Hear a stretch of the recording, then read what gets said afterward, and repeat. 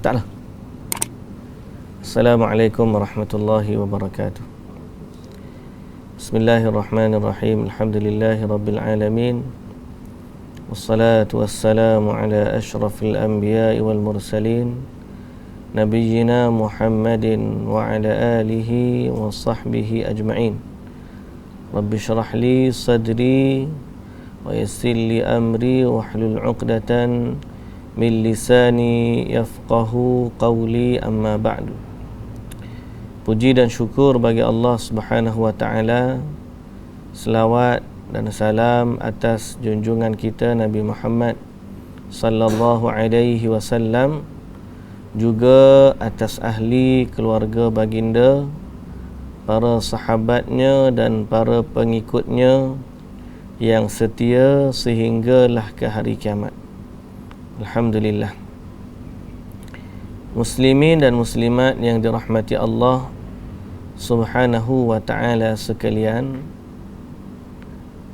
Alhamdulillah, pada pagi ini kita dapat bertemu dan menyambung bicara kita dalam kitab 40 hadis berkaitan dengan Al-Quran. Dan Alhamdulillah, Allah rezekikan kepada kita kesempatan ini. Semoga Allah Subhanahu wa ta'ala memberikan kepada kita kefahaman yang baik berkaitan dengan agama kita. Dan insya-Allah pada pagi ini kita akan baca hadis yang ke-39 dari kitab kita ini. Hadis yang ke-39 dari kitab kita ni, yang mana inti kepadanya sangatlah utama, sangat utama, iaitu keutamaan membaca ayatul kursi. Keutamaan membaca ayatul kursi. Baik, ayat kursi ni semua kita tahu kan. Ayat kursi ni ialah Allahu la ilaha illa huwal hayyul qayyum.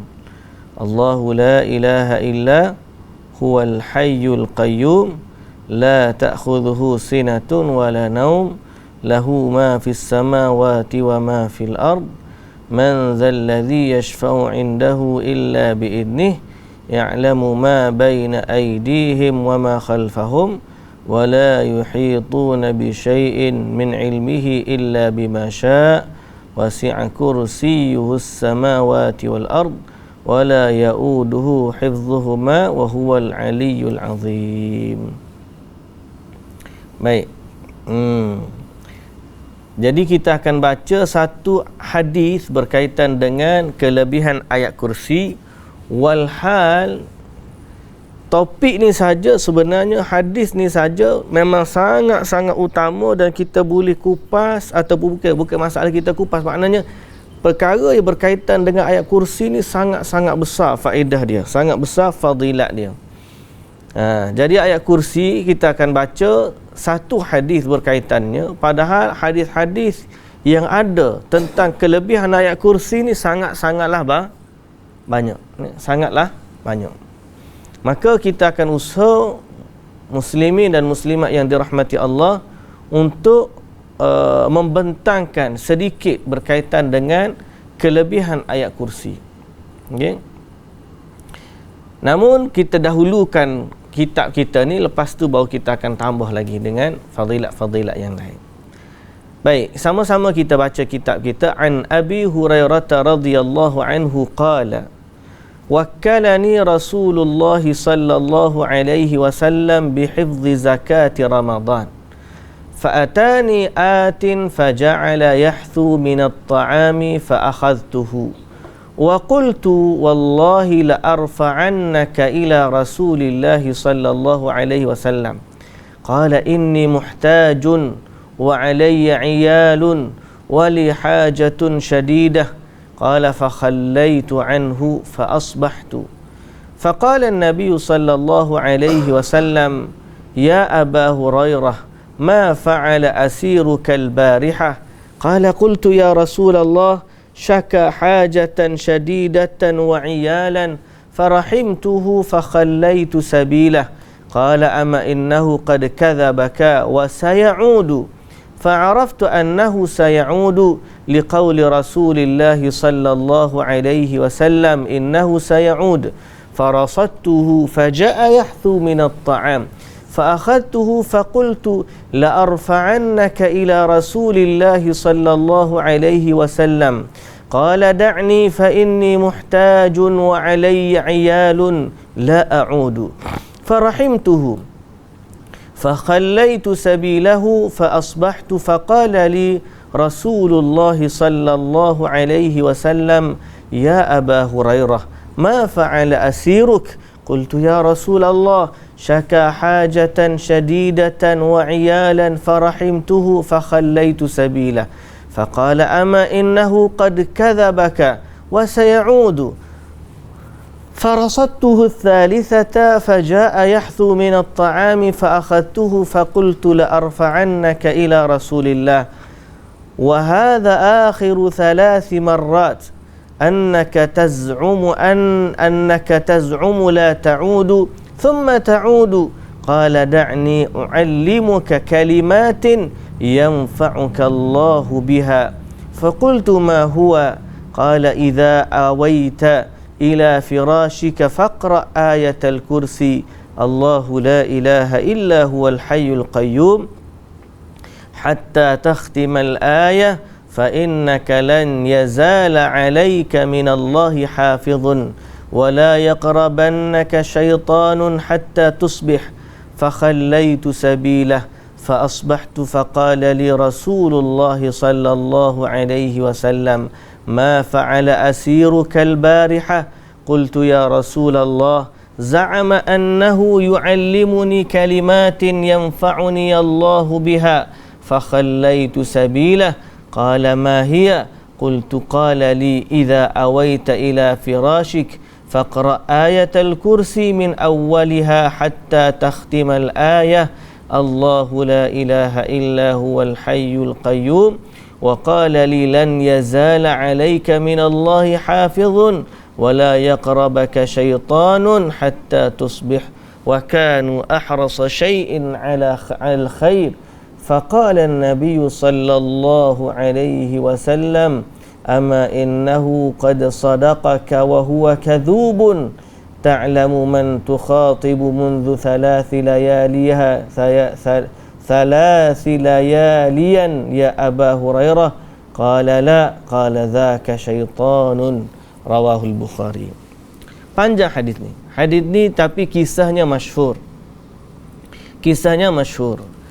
Dari Abi Hurairah radhiyallahu anhu, dia berkata Rasulullah sallallahu alaihi wasallam pernah mewakilkan padaku. Pada siapa? Abu Hurairah. Okey. Jadi yang menceritakan kisah ni siapa dia? Abu Hurairah radhiyallahu anhu. Jadi Abu Hurairah kata Rasulullah sallallahu alaihi wasallam pernah mewakilkan kepadaku untuk menjaga zakat Ramadan, yakni zakat fitrah. Zakat fitrah ni zakat makanan lah, orang bagi. Jadi Nabi sallallahu alaihi wasallam simpan zakat fitrah.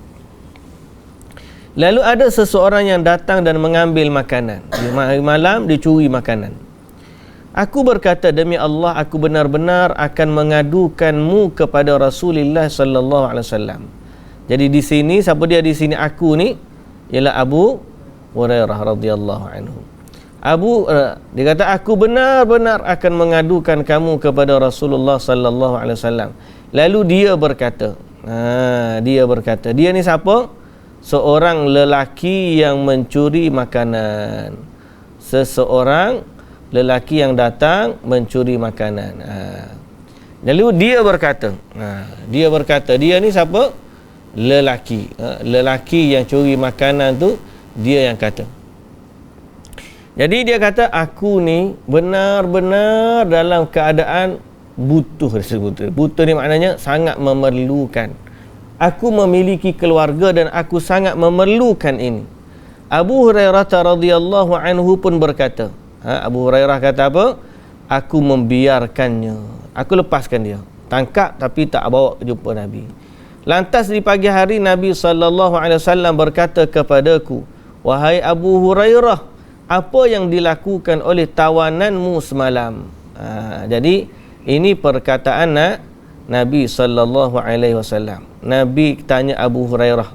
Kita highlightkan sikit Nabi SAW kata. Jadi Nabi SAW kata, ya Aba Hurairah, apa yang dilakukan oleh tawananmu semalam? Abu Hurairah pun jawab. Kita akan, jadi ada 3 watak dalam hadis ni. Aku pun menjawab, ya Rasulullah, dia mengadukan bahawa dia dalam keadaan perlu dan juga mempunyai keluarga. Kata dia mempunyai keluarga. Oleh itu aku kasihan kepadanya sehingga aku lepaskan dia. Siapa kata macam ni? Abu Hurairah. Okey. Nabi SAW pun bersabda, dia telah berdusta padamu, dia akan kembali lagi. Ni kata siapa? Ni kata Nabi SAW. Okey. Jadi Abu Hurairah dia kata kepada Rasulullah, dia lepaskan. Nabi kata tak, dia dusta. Malam ni dia akan datang lagi. Aku pun tahu bahawasanya dia akan kembali sebagaimana yang Rasulullah SAW katakan. Aku pun mengawasinya. Siapa aku ni? Abu Hurairah radhiyallahu anhu. Ternyata dia pun datang dan menumpahkan makanan. Lalu dia mengambilnya. Aku pun berkata, aku benar-benar akan mengadukan kamu kepada Rasulullah SAW. Siapa dia kata ni? Abu Hurairah.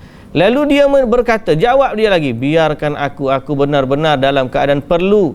Aku memiliki keluarga dan aku tidak akan kembali setelah itu.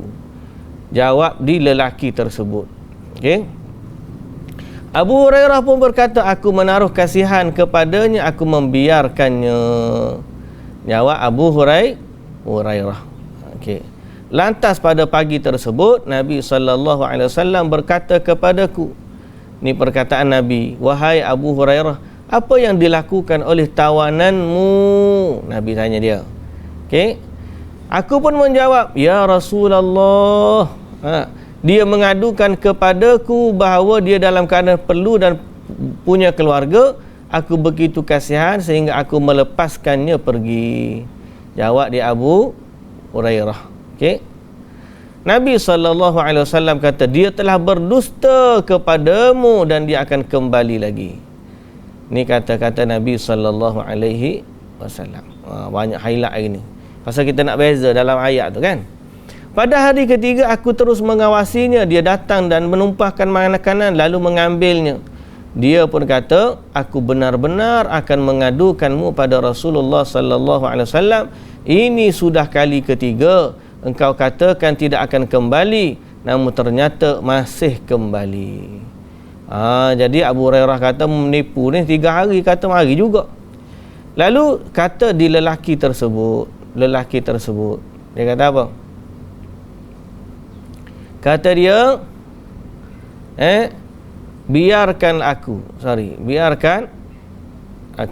Kata dia, biarkan aku. Mana ni? Aku akan mengajari satu kalimat yang bermanfaat untukmu. Dia kata, kalau kamu biar aku akan ajar kamu satu kalimat. Abu Hurairah kata, apa dia? Ini perkataan dia.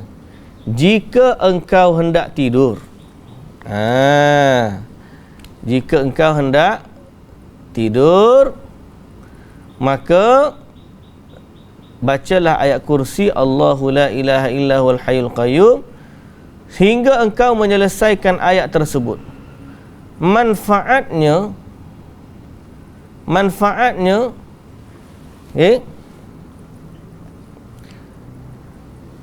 Allah akan senantiasa menjagamu dan syaitan tidak akan mendekatimu sehingga kepada pagi hari. Apa ni? Check connection, reload.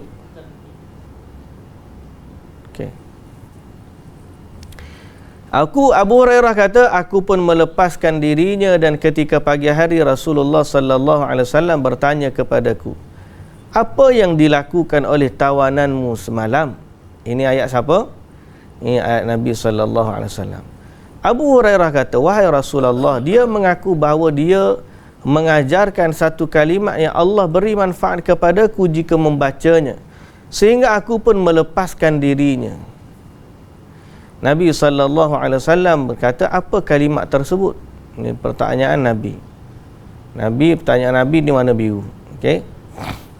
Abu Hurairah menjawab, dia mengatakan kepadaku jika aku hendak pergi tidur di pembaringan, di ranjang, hendaklah membaca ayat kursi sehingga selesai, iaitu bacaan Allahu la ilaha illa huwal hayyul qayyum, sampai khatam ayat tersebut. Lalu dia mengatakan kepadaku bahawa Allah akan senantiasa menjagaku dan syaitan pun tidak akan mendekatimu hingga pagi hari. Dan para sahabat lebih semangat dalam melakukan kebaikan. Ini ayat tambahan. Ini ayat ni tambahan. Ayat rawi ni menunjukkan bahawa zaman sahabat dulu, mereka ni memang senantiasa berlumba-lumba mencari kebaikan. Jadi bila sahabat ni ada orang ajar amalan, dia jadi macam teruja lah. Masa zaman tu dia tak boleh dengar amalan, dia akan jadi macam rasa begitu bernilai, berharga. Jadi oleh kerana lelaki ni ajar kepada Abu Hurairah ayat tersebut, dia pun lepas. Nabi SAW bersabda, adapun dia kala itu berkata benar, adapun dia kala itu adalah benar, okey, walaupun asalnya dia adalah pendusta. Ni perkataan siapa ni? Perkataan Nabi kita Muhammad sallallahu alaihi wasallam. Okey. Tak jadi.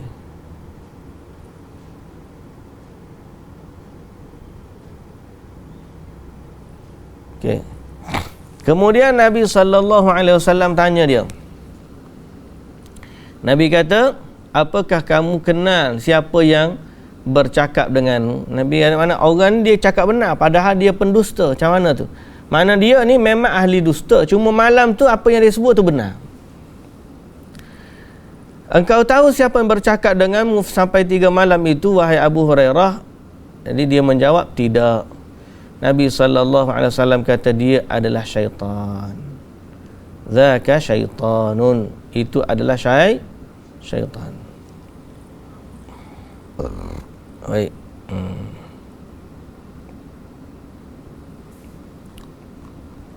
Jadi faham dia hadis ni? Faham hadis ni? Hadis ni secara ringkasnya, Abu Hurairah jaga makanan zakat. Lepas tu ada orang datang curi, 1 malam dia lepaskan, 2 malam dia lepaskan, kali ketiga, malam yang ketiga dia tangkap. Tapi lelaki tersebut dia ajar satu ilmu kepada Abu Hurairah yang menyebabkan Abu Hurairah lepaskan dia. Jadi bila Nabi SAW tanya apa dia ilmu yang diajarkan, dia kata nak tidur baca ayat kursi sampai khatam ayat kursi, akan Allah sentiasa jaga sampai pagi dan syaitan tak akan dapat ganggu. Jadi Nabi SAW bila dengar macam tu, Nabi kata dia bercakap benar walaupun atau meskipun dia adalah pendusta, kerana dia sebenarnya adalah syaitan.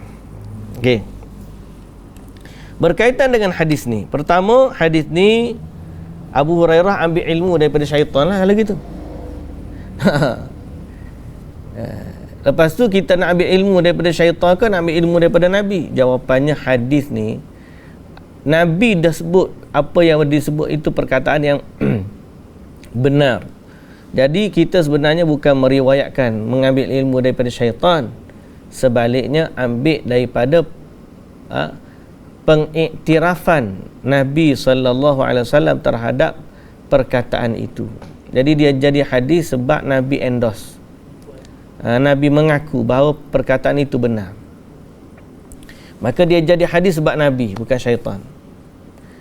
Dan dia jadi boleh diamalkan sebab Nabi mengiyakan bahawa yang syaitan sebut tu betul. Kerana dia tak boleh ganggu orang yang baca ayat kursi sebelum tidur sampai pagi. Maka dalam faedah ini, dari sudut hadisnya, dia berlaku dengan pengiktirafan atau pengakuan iqrar dari Nabi sallallahu alaihi wasallam. Pelajaran dari hadis.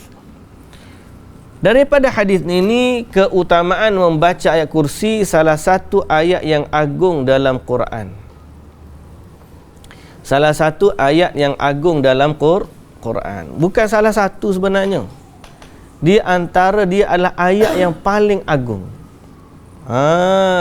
Ayat kursi ni ayat yang paling agung dalam Quran.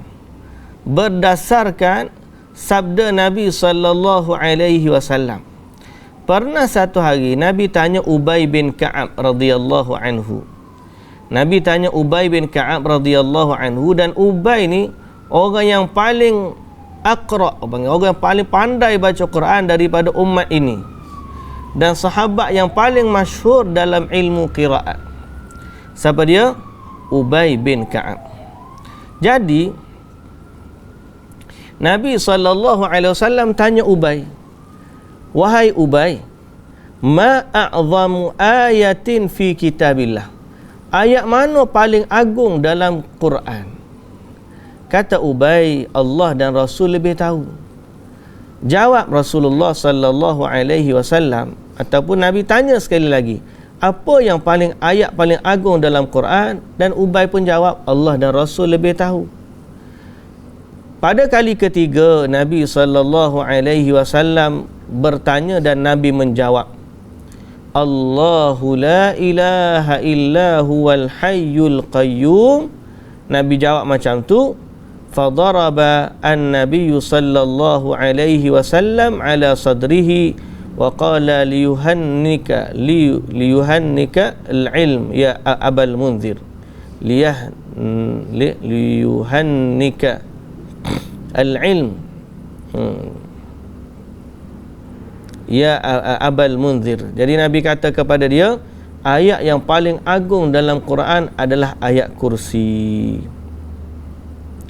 Dan Nabi sallallahu alaihi wasallam memberi tahniah kepada Abul Munzir, yakni Ubay bin Ka'ab radhiyallahu anhu, bihadzal ilm, dengan ilmu ini yang disimpan di dadanya.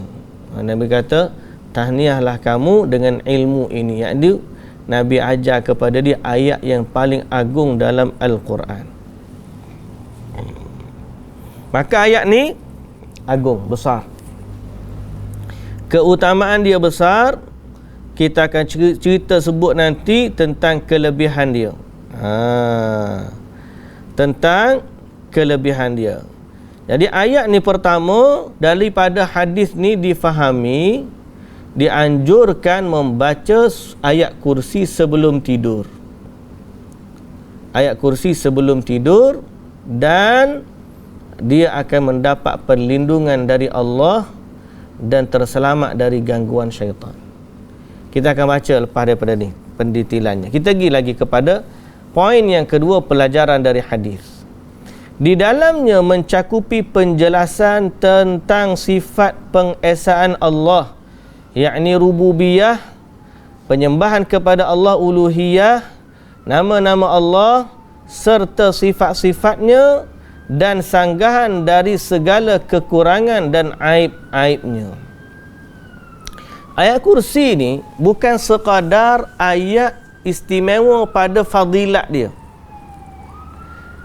Dia juga istimewa pada maknanya dan kedudukannya. Kita dah sebut tadi tentang perlindungan Allah kepada orang baca ayat kursi sebelum tidur. Itu pada bab fadilat. Pada bab makna dia, Allahu Akbar, keutamaan dia, antara keutamaan ayat kursi ni, antara keutamaan ayat kursi ialah ayat kursi merupakan salah satu daripada surah yang diturunkan oleh Allah Subhanahu wa taala dengan istimewa atau mempunyai makna yang istimewa yang terkandung padanya al-asmaul husna ataupun lebih kurang kita kata dia adalah ayat yang memperkenalkan Allah Azza wa Jalla kepada hamba-hambanya. Okay? Ayat Allah yang memperkenalkan hamba-hambanya. Seakan-akan kita potong ayat kursi itu, setiap potongan ayat adalah pengenalan terhadap Allah. Okay. Kalau kita nak tengok ayat kursi ni pada terjemahan dan ayat, boleh buka sini saya. Quran. Mana? Cuba buka kat sini. Minimize. Tak hilang kat sana. Kita pakai ke apa ni?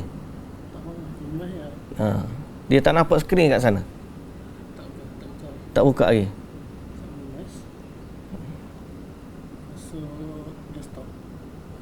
Okay, desktop. Quran.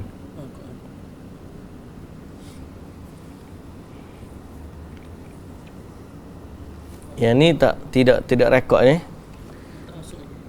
Tak masuk. Kita tak buat live stream dengan ni, dengan yang masa lalu. Okey. Ni apa dia ni? Juzuk yang ketiga. Kita nak juzuk yang ketiga ni. Tak. Kita boleh tekan ni. Okey. Okey, ni ayat kursi. Okey. Terjemahan. Ni. Translation. Okey. Okey. Kita boleh highlight. Highlight mana? Allah. Tak boleh. Tak boleh highlight. Okey, boleh highlight besar.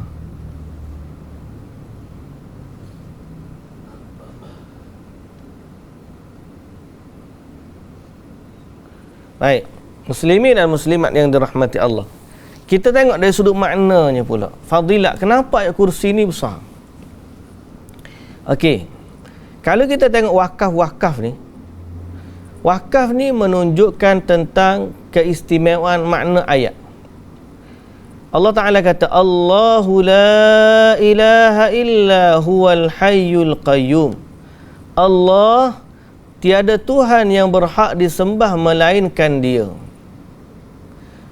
La ta'khudhuhu sinatun wala naum. Yang tetap hidup, yang kekal selama-lamanya, mentadbir sekalian makhluk. Man dhal ladzi yashfa'u 'inda lahu ma fis samawati wa ma fil ard. Yang memiliki segala yang ada di langit dan yang ada di bumi. Man dhal ladzi yashfa'u 'indahu illa bi'idnih. Tiada sesiapa yang dapat memberikan syafaat pertolongan di sisinya melainkan dengan izinnya. Ya'lamu ma baina aydihim wa ma khalfahum. Yang mengetahui apa yang ada di hadapan mereka dan apa yang ada di belakang mereka. Wala yuhituna bi syai'in min ilmihi illa bima syaa. Sedang mereka tidak mengetahui sesuatu pun dari kandungan ilmu Allah melainkan apa yang Allah kehendaki memberitahu kepadanya. Wasi'a kursiyyuhus samawati wal ard. Luasnya kursi Allah disebut di sini ilmunya dan kekuasaannya. Wasi'a kursiyyuhus samawati wal ard. Meluasi luasnya kursi Allah meliputi langit dan bumi. Wala ya'uduhu hifdhuhuma. Dan tiadalah menjadi keberatan kepada Allah menjaga serta memelihara keduanya. Wa huwal aliyyul azim. Dan Dia maha tinggi darjat kemuliaannya, lagi maha besar kekuasaannya. Baik, jadi ayat ni sebenarnya kursi ni menggambarkan keagungan Allah. Sehingga disebut oleh Ibnul Qayyim dalam kitabnya Madarijus Salikin tentang keagungan ayat kursi ni, antaranya ialah kalau kita perhatikan perkataan ayat, setiap ayat ni adalah pengenalan secara ringkas tentang sudut-sudut keagungan Allah. Sehingga kalau kita potong, kita letak Allah di depan ayat ni, bukan kita nak potong dari sudut ayat dah, tapi kita nak sebut, kita terjemahkan dia, kita sebut nama Allah pada setiap potongan ayat, maka layak untuk difahami. Sebagai contohlah, Allah, tiada Tuhan yang berhak disembah melainkan Dia. Allah yang tetap hidup, yang kekal selama-lamanya, mentadbir sekalian alam. Allah yang tidak mengantuk usahkan tidur. Allah yang memiliki segala yang ada di langit dan ada di bumi. Allah yang tiada sesiapa dapat memberi syafaat melainkan dengan izinnya. Allah yang mengetahui apa yang ada di hadapan mereka dan apa yang ada di belakang mereka, sedang mereka tidak mengetahui sesuatu pun dari kandungan ilmu Allah melainkan apa yang Allah memberitahu kepadanya, yang Allah kehendaki. Allah yang luas kursinya meliputi langit dan bumi. Allah yang tiadalah menjadi keberatan kepadanya menjaga dan memelihara keduanya. Dan Allah, dialah yang maha tinggi kemuliaannya dan maha besar kekuasaannya. Jadi maknanya kursi ni betul-betul menyatakan tentang keagungan Allah Subhanahu wa taala. Sebab tu dari sudut maknanya pun merupakan fadilat dia besar. Sebab itu di dalamnya mencakupi penjelasan tentang sifat rububiyahnya Allah, penyembahan kepada Allah, nama-nama Allah dan sifat-sifat Allah, dan sanggahan dari segala kekurangan dan aib-aibnya. Boleh nampak tak? Okey. Dan yang ketiga, menjauhkan para pembacanya dari segala keburukan dan menjauhkannya dari tipu daya syaitan. Sebab yang kata tak boleh ganggu ni adalah syaitan itu sendiri. Okey, muslimin dan muslimat yang dirahmati Allah Subhanahu wa taala sekalian. Muslimin dan muslimat yang dirahmati Allah Subhanahu wa taala sekalian.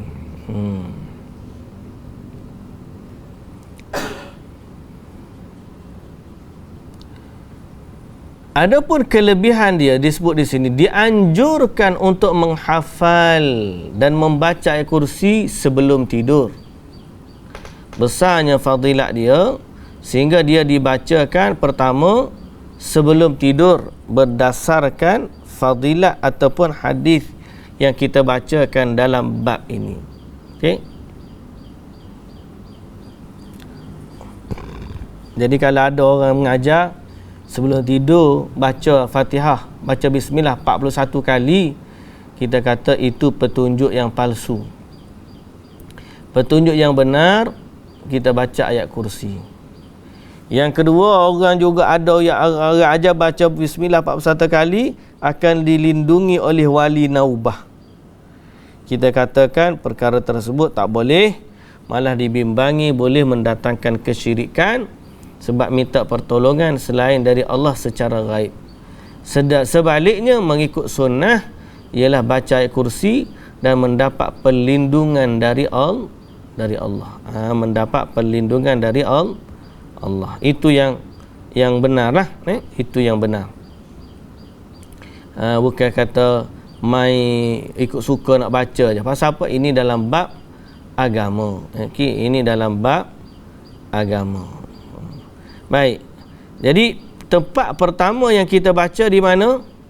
Kita baca dia waktu sebelum tidur setiap malam. Lagi kita baca bila? Okey. Lagi kita baca dia ialah pada membaca pada zikir pagi dan petang. Okey, pada zikir pagi dan juga petang.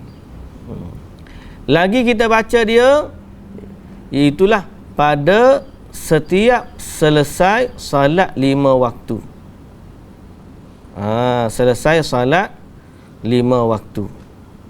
Tak keluar ni.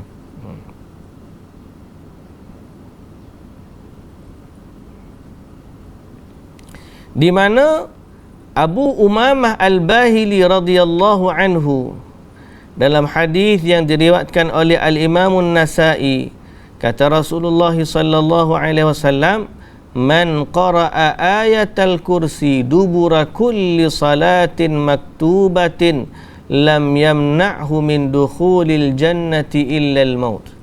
Siapa yang baca ayat kursi selepas setiap kali salat, yakni salat fardu, tidak ada yang menghalangnya masuk syurga melainkan mati. Melainkan mati.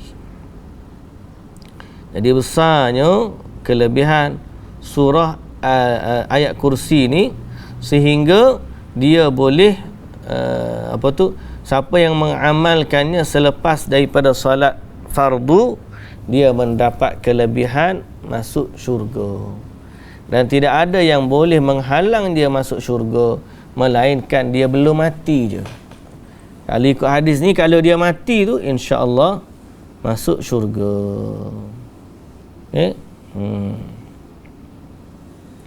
Melainkan masuk syurga. Malah disebut innalaha lisanan wa syafataini tuqaddisul malika inda saqil arsh. Ayat kursi itu sendiri memiliki lisan dan bibir. Dia ada satu lisan, satu lidah, dan ada dua bibir yang mensucikan Allah Azza wa Jalla di kaki arash. Ayat kursi itu dia duduk dia sendiri memuji Allah Subhanahu wa taala. Okey. Malah dalam ayat kursi ini, di mana Nabi sallallahu alaihi wasallam bersabda dalam hadis yang riwayat Ibnu Majah dan darjatnya sahih, dia kata nama-nama Allah yang agung, kata Nabi sallallahu alaihi wasallam, Ismullahil a'zam fi suwarin minal Qur'ani thalath. Nama-nama Allah yang agung ni ada dalam 3 surah dalam Quran.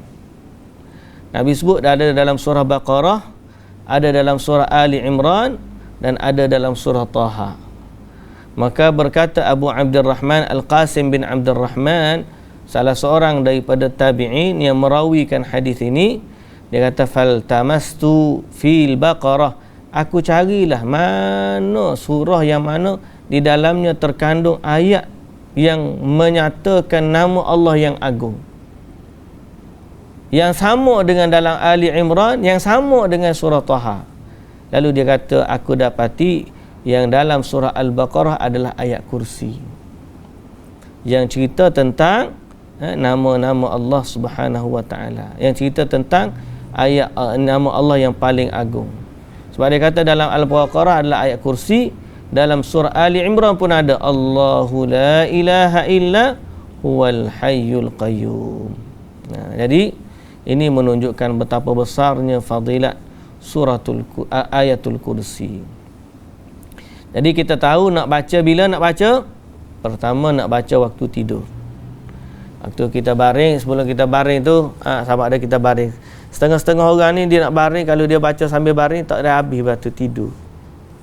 Jadi kita kata jangan baring lagi lah, duduk dulu baca, kemudian baru kita baring tidur. Ada orang memang tak boleh tidur, dia baca yang sampai dia tertidur dalam keadaan tu, maka tak apa. Okey. Jadi khususnya yang mempunyai keluhan penyakit dalam dirinya, yakni ain, sihir dan juga sebagainya, jadi dia juga boleh jadi ruqyah untuk kita. Baca ayat kursi ni dia boleh jadi ruqyah. Okey. Dia boleh jadi ruqyah. Jadi kena pakak-pakak baca. Kelebihan ayat kursi ni tentang bagaimana dia boleh merawat juga penyakit. Baik.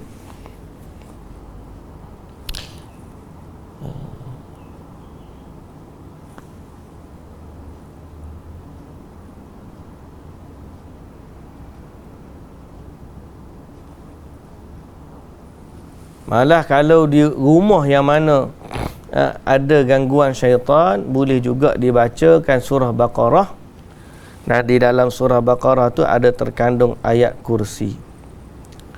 Ayat kursi.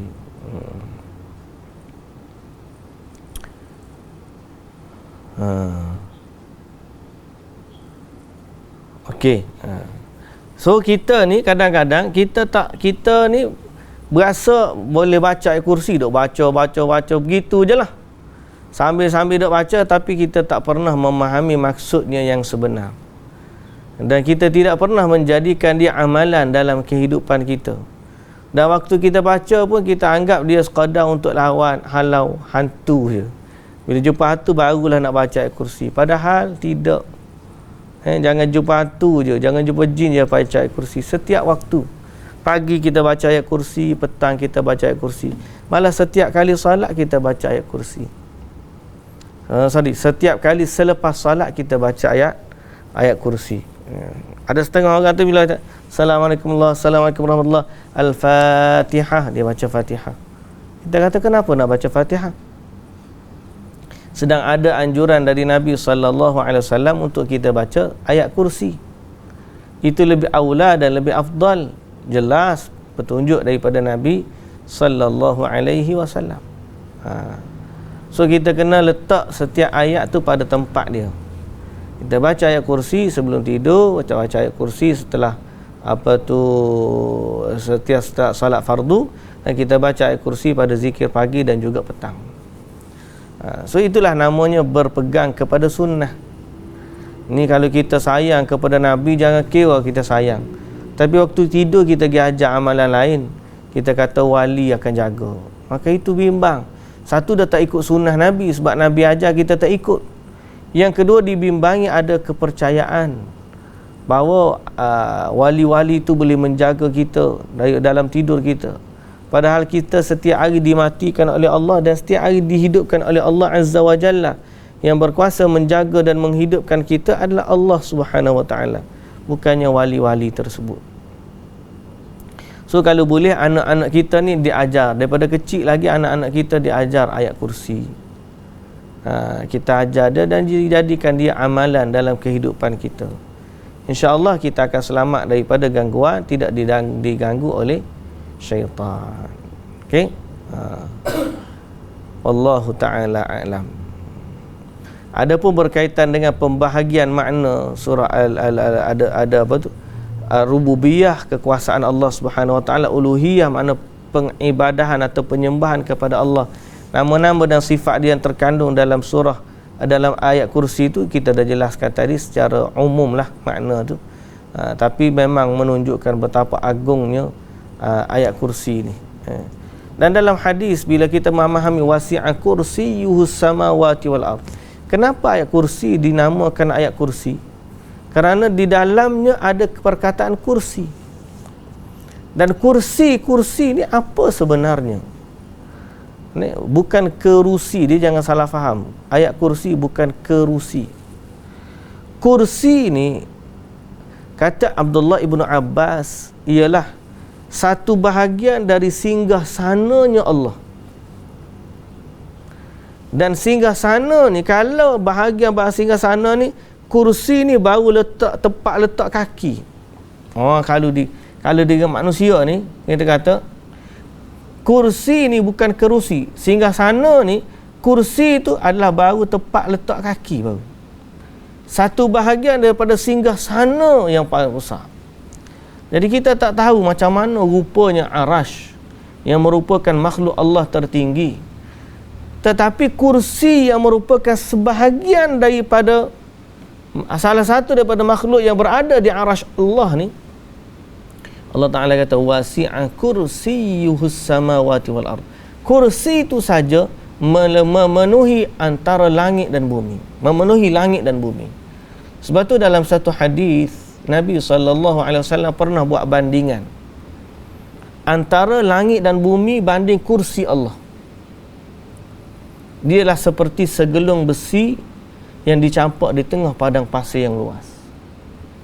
Jadi langit bumi kita ni baru segelung besi, kursi ni seluas padang pasir. Dan bandingan kursi berbanding Arash pula. adalah seperti bandingan langit bumi dengan kursi. Mana kursi yang besar tadi banding dengan arash, kecil je. Kecil je kursi, kerana arash Allah lagi besar. Jadi bila kita kata wasi'a kursiyyuhu samawati wal ard, kita kena sedar bahawa sebenarnya kita ni sangat-sangat kerdil di sisi Allah Subhanahu wa taala. Sangat-sangat kerdil.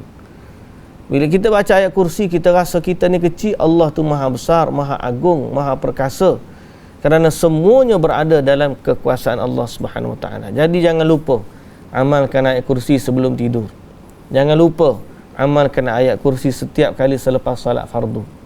Dan jangan lupa baca ayat kursi, fahami maknanya, tadabbur maknanya. Mudah-mudahan kita mendapat fadilat yang baik dan berkekalan dari Allah Subhanahu wa taala.